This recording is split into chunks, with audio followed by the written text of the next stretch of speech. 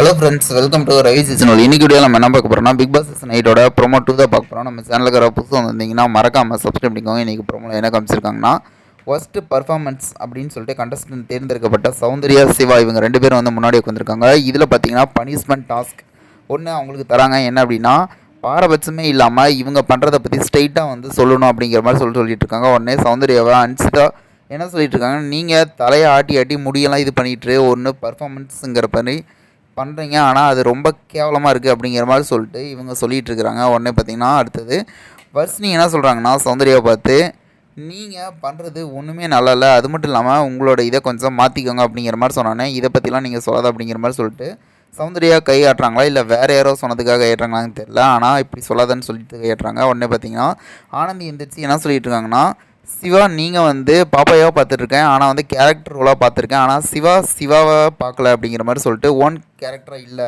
அப்படிங்கிற மாதிரி சொல்லிட்டு இருக்காங்க. அப்புறம் தர்ஷினி பார்த்தீங்கன்னா, உப்பு போட்டு தானே சாப்பிட்றீங்க, ரோசங்கிறதே கிடையாது அப்படிங்கிற மாதிரி சொல்லிட்டு, நாங்கள் எங்கள் வீட்டு உப்பு தரோம், இனிமேல் வந்து ரோசமாக இருக்கணும் அப்படின்னு சொல்லிட்டு சிவாவை சொல்லிட்டு இருக்க மாதிரி காமிச்சிருக்காங்க. வெயிட் பண்ணி பார்ப்போம் என்ன நடக்கும் அப்படின்ட்டு. இதுக்கப்புறம் சிவா டென்ஷன் ஆகிட்டு மாறுவாரான்ட்டு. இது போல் வீடியோ என்ன மறக்காமல் சப்ஸ்கிரைப் பண்ணுங்கள். நம்ம வீடியோ பிடிச்சா லைக் பண்ணி கமெண்ட் பண்ணி ஷேர் பண்ணுங்கள். தேங்க்யூ.